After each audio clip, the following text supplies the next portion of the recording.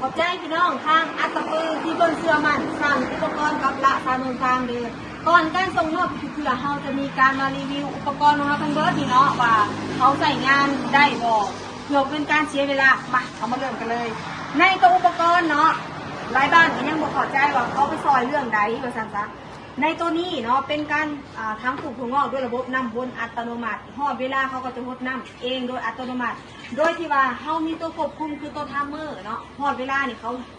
หายน้ำเองเขาเลยเนาะมาอธิบายในตัวอุปกรณ์เนาะเพื่อเอาไปน้ำใส่ระบบขอใจส่วนตัววาล์วไปเปิดน้ำตัวนี้เนาะเขาจะแยกไปหายเป็นแบบนี้เด้อเวลาเอาไปน่ะเอาหันเขาบนนี้อันนี้หูของมันเนาะหูของถังห้องน้ำจะไหนบนบอกเข้าใจนะไปก็มีแต่หันออกเลยก่อนเขาจะประกอบออกให้แบบนี้ไปก็มีแต่ค่อยๆหันเด้อเวลาหันเขาค่อยๆเนาะหลังจากนั้นตัวที่ล็อกด้านในก็จะเป็นตัวนี้เขาก็หันเขาปึ๊บหันเขาตัวนี้เลยแล้วเขาก็เอาตัวนี้มาล็อกไว้ล็อกหูเขาไว้เนาะก็จะเป็นหน้าตาคือตัวนี้นี่เนาะอุปกรณ์ทุกตัวนี่เขาจะบริมีการติดกาวเด้อเนาะอันนี้สำหรับโต๊ะถังห้องน้ำส่วนในโต๊ะปั้มน้ำนี่เขาก็จะถอดไปกับมีแต่ประกอบเอาง่ายๆแบบนี้เลยเด้อหน้าตาเขาเนาะในโต๊ะอุปกรณ์ก็จะมีอันนี้จะไว้ห้องก้นถังเนาะเพื่อบ่ให้ในถั่วเนี่ยรอดลงไปนั่นเองและหลังจากนั้นเขาก็ถอดถั่วลงแค่นี้เนาะเขาก็ปกไว้แบบนี้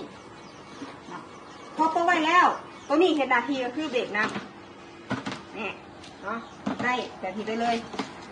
เดินได้แบบนี้ไปส่วนท้าห้องเขาก็จะแยกไปคือเก่าด้วยเพื่อการขนส่งที่ง่ายขึ้นส่งนะ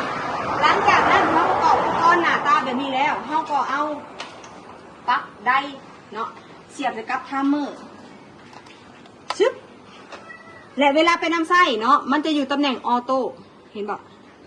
เนาะคือในขั้นตอนเขาทดลองเขาจะอยู่ในตำแหน่งออนเด้อพี่น้องนี่อันนี้ตำแหน่งที่เขาทดลองเวลาไปนำไส้มันจะอยู่ในตำแหน่งออโต้แบบนี้นั่นเองคือไปเลยเขาประเทศยังเนาะมีแต่เขาเสียบไฟเลยเสียบไฟเลยเนาะโอเคเสียบไฟพร้อมใส่เลยส่วนในโต๊ะได้เนาะลายบ้านย่านแบบเครื่องคาฟืนทางไฟอันนี้บ่ต้องย่านคือในโต๊ะอุปกรณ์ของเขาเนี่ยเวลาเขาเห็ดเวียกเองและโต๊ะได้เนาะเป็นได้ที่เหมาะสมกับการปลูกถั่วงอกนั่นเองเนาะก็คือบ่เปลืองน้ำบ่เปลืองไฟเหมือนกันปะง่ายสะดวกสบายเนาะแล้วก็การติดตั้งกับประมาณนี้เลย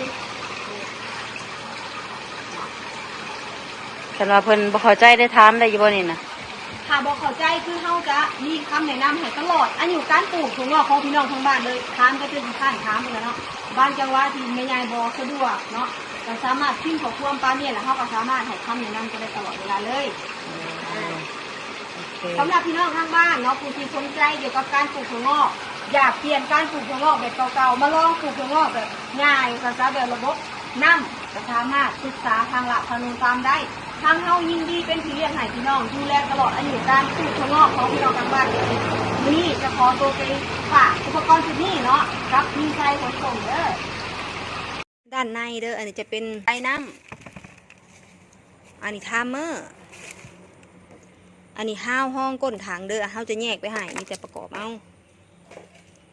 อันนี้ท่อส่งน้ำ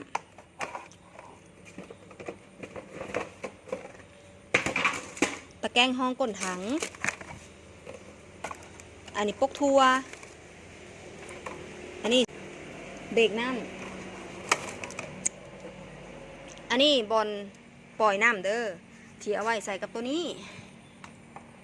เนาะนี่หูมันอยู่นี่เด้อเวลาหมุนเข่านี่คือคอยระวังน้ำเขาจะใส่ไปในให้เลยจากน้ำเขาก็จะเบรกเพื่อบ่ให้ชิ้นข้าวเขาเคลื่อนตัวเด้อ